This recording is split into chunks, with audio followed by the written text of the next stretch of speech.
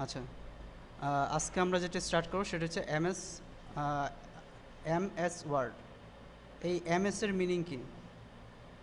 MS এর meaning হচ্ছে Microsoft word. এই মাইক্রোসফট ওয়ার্ডের মাধ্যমে আমরা কী ধরনের কাজ করতে পারি?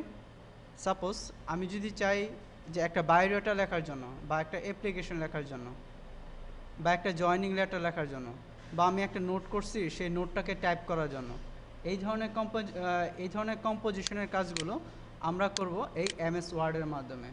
এমএস ওয়ার্ডটা হচ্ছে মাইক্রোসফট অফিস প্যাকেজের একটা প্রোগ্রাম, এবং এই মাইক্রোসফট অফিস প্যাকেজের যে প্রোগ্রামগুলো আছে সেগুলো হচ্ছে এমএস ওয়ার্ড, তারপর এক্সেল, পাওয়ার পয়েন্ট, অ্যাক্সেস ইত্যাদি। এই প্রোগ্রামগুলো তৈরি করছে কে? ওই আমাদের আমেরিকার যে মাইক্রোসফট কোম্পানি আছে সেই মাইক্রোসফট কোম্পানি বিল গেটস। এই বিল গেটসের মাইক্রোসফট কোম্পানি একটা প্রোডাক্ট হচ্ছে এমএস ওয়ার্ড, এবং এই এমএস ওয়ার্ডটা হচ্ছে মাইক্রোসফট অফিস প্যাকেজের একটা প্রোগ্রাম। ঠিক আছে? আর এমএস ওয়ার্ডের মাধ্যমে আমরা কী ধরনের কাজ করব? কম্পোজিশনের কাজগুলো করব। এখন এই এমএস ওয়ার্ডটাকে আমরা কীভাবে স্টার্ট করব সেটা দেখব। এমএস ওয়ার্ডটাকে স্টার্ট করার জন্য আমরা স্টার্ট বাটনে ক্লিক করব, দেন প্রোগ্রামস, দেন মাইক্রোসফট অফিস, দেন এখান থেকে সিলেক্ট করব মাইক্রোসফট অফিস ওয়ার্ড 2007। আমরা এখানে মাইক্রোসফট ওয়ার্ডের কোন ভার্সনটাকে ব্যবহার করতেছি এখন? 2007। আমরা ক্লিক করলাম। ক্লিক করার পর মাইক্রোসফট ওয়ার্ড এর যে উইন্ডোটা আসছে সেই উইন্ডোটার পরিচিতি, এটা হচ্ছে টাইটেল বার। ঠিক আছে? এবং এখানে টাইটেল বারে কি ডিসপ্লে করবে? এই এমএস ওয়ার্ডটাকে আমি যখন সেভ করব, আমার এমএস ওয়ার্ডের ফাইলগুলোকে বলা হয় ডকুমেন্ট। এই ডকুমেন্টটাকে যখন আমি সেভ করব, তখন যেই নামে সেভ করব সেই নামটা ডিসপ্লে করবে এই টাইটেল বারে। যখন কোনো কিছু সেভ না করব, কোনো নামে সেভ না করব, তখন বাই ডিফল্ট এটার নাম কি থাকবে? ডকুমেন্ট 1। নেক্সট যদি আমি যদি আরেকটা ডকুমেন্ট ক্রিয়েট করি, সেক্ষেত্রে এটার নাম হয়ে যাবে 2, 3, 4 এইভাবে। ঠিক আছে? আর এইগুলো হচ্ছে menu: home, insert, page layout, references, Mailings, review, তারপর ভিউ, সবগুলো হচ্ছে একটা মেনু। আর এই মেনুগুলো যেখানে আছে সেগুলো হচ্ছে মেনু বার। এবং প্রতিটা মেনুতে ক্লিক করলে দেখেন অনেকগুলো বাটন আছে না? ঠিক আছে? এই সবগুলো হচ্ছে এক একটা সাব মেনু বলতে পারি। ক্লিয়ার? যেমন কভার পেজ, ব্ল্যাঙ্ক, এই সবগুলো হচ্ছে এক একটা কমান্ড, এবং প্রতিটা কমান্ডের মাধ্যমে আমরা পার্টিকুলার কিছু কাজ পারফর্ম করতে পারি। এবং এখানে স্পেশাল একটা বাটন আছে, সেই বাটনটার নাম হচ্ছে অফিস বাটন। দেখছেন এই যেটা?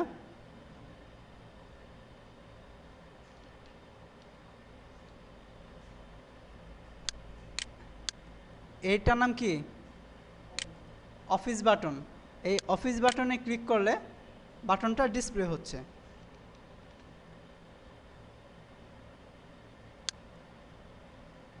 এটা কি বাটন? Office button. ক্লিয়ার? এখন এই অফিস বাটনে যদি আমরা ক্লিক করি, তাহলে কিছু কমান্ড পাই, স্পেশাল কমান্ড। আমরা সবগুলোই দেখব কোন কমান্ডের মাধ্যমে আমরা কী ধরনের কাজগুলো করব। এখন আমরা ফার্স্ট যেটা দিয়ে স্টার্ট করব সেটার নাম হচ্ছে হোম। বাট তার আগে এখানে একটা কাঠের মতো, এটা কি ব্লিঙ্ক করতেছে না কালো? এটার নাম কি? এটার নাম হচ্ছে কার্সর। এই কার্সরটা যেখানে থাকবে সেখানে আমার লেখাগুলো হবে। তাহলে আমি টাইপ করার পূর্বে কার্সরটাকে যেখানে টাইপ করতে চাই সেখানে নিয়ে নিব। ক্লিয়ার সবার? আর যেখানে আমি টাইপ করব, যেখানে ওয়ার্ডের কাজগুলো করব, সেটাকে বলা হয় ওয়ার্কিং এরিয়া। এটার নাম কি? রোলার। বুঝতে পারছেন? আর এটা হচ্ছে রোলার। বাট আমার লম্বভাবে যে রোলার, এটার নাম কি? রোলার। এটা হচ্ছে ভার্টিক্যাল রোলার, আর এটা হরাইজন্টাল রোলার। আর এটার নাম কি স্ক্রল বার। স্ক্রলিং আমরা কেন করি? আমার পেজটা যদি অনেক লম্বা হয়, এটাকে উপরে নিচে নাড়াচাড়া করার জন্য এই স্ক্রল বার ব্যবহার করব, ঠিক আছে?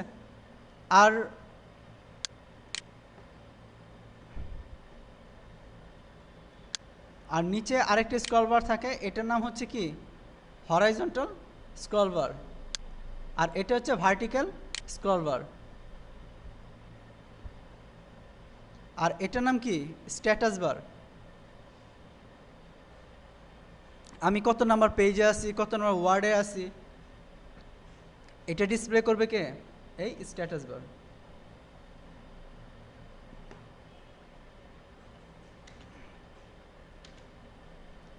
যেমন আমি যদি এখানে কাজটা রাখি, ওয়ার্ড কত 2 নাম্বার ওয়ার্ড ডিসপ্লে করতেছে না?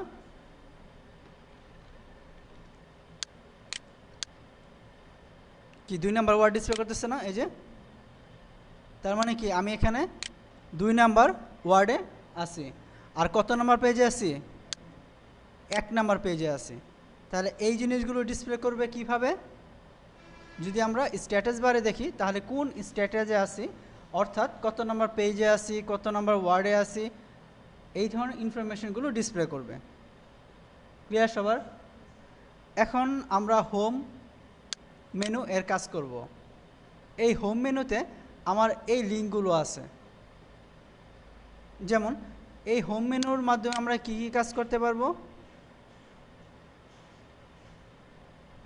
আচ্ছা, ফার্স্ট আমরা দেখি কিভাবে এমএস ওয়ার্ডে আমরা টাইপ করব। টাইপ করার জন্য আমি আগে বলছি, যেখানে টাইপ করতে চাই, যেখানে আমি লিখতে চাই, ফার্স্ট সেখানে আমার কার্সরটাকে রাখতে হবে। তাহলে কার্সরটাকে আমি রাখলাম, কার্সরটা আমি এখানে রাখলাম, ঠিক আছে? রাখার পর এখন টাইপ করতেছি।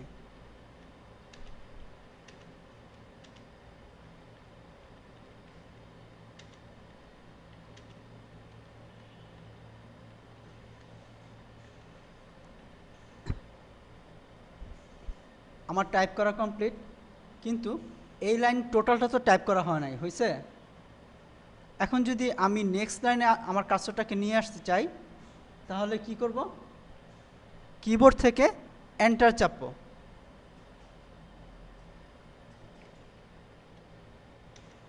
তারপরে আমার যদি প্রয়োজন হয় আমি আরও টাইপ করব।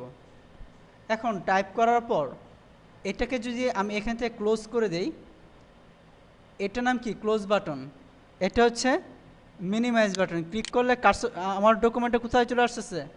টাস্ক বারে। ক্লিক করলে আবার উঠতেছে, আর যদি ক্লোজ করি তাহলে ক্লোজ হয়ে যাবে। আর এটা কি ম্যাক্সিমাইজ বাটন, দেখেন ছোট হয়ে গেছে না? এটার নাম হচ্ছে ম্যাক্সিমাইজ বাটন। ক্লিক করলে আবার বড় হয়ে যাবে স্ক্রিনটা, এবং তখন তার নাম হয়ে যাবে রিস্টোর ডাউন। এখন আমরা টাইপ করার পর চাচ্ছি আমি যদি এখন এটাকে ক্লোজ করে দেই, তাহলে কি হবে? আমার এই লেখাগুলো কি থাকবে? থাকবে না। তাহলে লেখাগুলোকে সাপোজ আমি একটা বায়োডাটা তৈরি করলাম একটা চাকরিতে অ্যাপ্লাই করার জন্য। এখন ফার্স্ট একটা চাকরিতে অ্যাপ্লাই করলাম, অ্যাপ্লাই করার পর এটাকে বায়োডাটাটাকে আমি সেভ করলাম না। এখন নেক্সট টাইম 10 দিন পর আমি আরেকটা চাকরির জন্য অ্যাপ্লাই করব, তাহলে কি করতে হবে? আমার আবার বায়োডাটা টাইপ করতে হবে না? এখন এইভাবে যদি প্রতিটা চাকরির জন্য বায়োডাটা টাইপ করতে হয়, তাহলে একটা কষ্টসাধ্য ব্যাপার এবং সময়সাধ্য ব্যাপার। এখন যদি আমার সিস্টেমটা এমন থাকতো যে আমি একবার টাইপ করলাম, আমার বায়োডাটা তৈরি করার পর সেটাকে আমি সেভ করে রাখলাম, এবং পরবর্তীতে আমি শুধু এটাকে ব্যবহার করব, তাতে কি আমার সময় বাঁচতেছে এবং কষ্টটা আমার কষ্টটা বাঁচতেছে। এখন এই যে ডকুমেন্টটা আমি যা টাইপ করলাম, এটাকে যদি ভবিষ্যতে ইউজ করতে চাই, তাহলে কি করতে হবে? ডকুমেন্টটাকে সেভ করে রাখতে হবে। এখন ডকুমেন্ট যদি সেভ করতে চাই, তাহলে আমরা কিভাবে সেভ করব সেটা শিখব। সৌরভ, বুঝতেছেন আপনি? তাহলে আমরা সেভ কয়েকভাবে করতে পারি। এখন অফিস বাটনের মাধ্যমে কিভাবে সেভ করব সেটা দেখো। ফার্স্ট অফিস বাটনে ক্লিক করেন, ক্লিক করার পর এখানে সেভ নামে একটা অপশন আছে, ক্লিয়ার? সেভে ক্লিক করেন। সেভে ক্লিক করার পর একটা বক্স আসবে, এই বক্সটার নাম কি? সেভ এস বক্স, তাই না? এই বক্সটাকে বলা হবে ডায়লগ বক্স, ক্লিয়ার? যে কোনো কাজ ইজিলি পারফর্ম করার জন্য যে বক্সগুলো আমাদের সামনে আসে সেই বক্সগুলোকে আমরা বলি ডায়লগ বক্স। তাহলে এই ডায়লগ বক্সের নাম কি? Save S dialogue box. এবং এই বক্সের মাধ্যমে আমি ইজিলি সেভ করতে পারবো।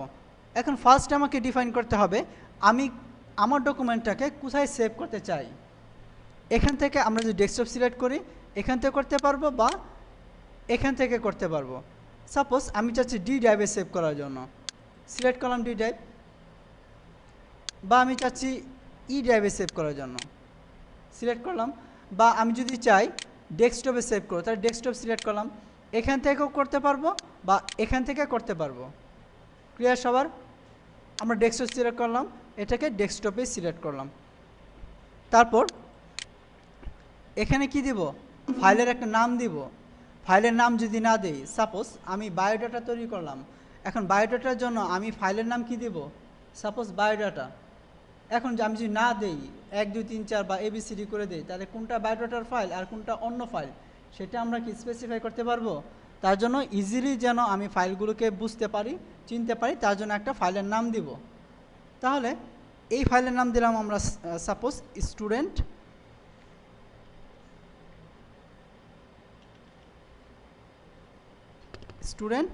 প্র্যাকটিস, ঠিক আছে? ফাইলের একটা নাম দিলাম আমরা।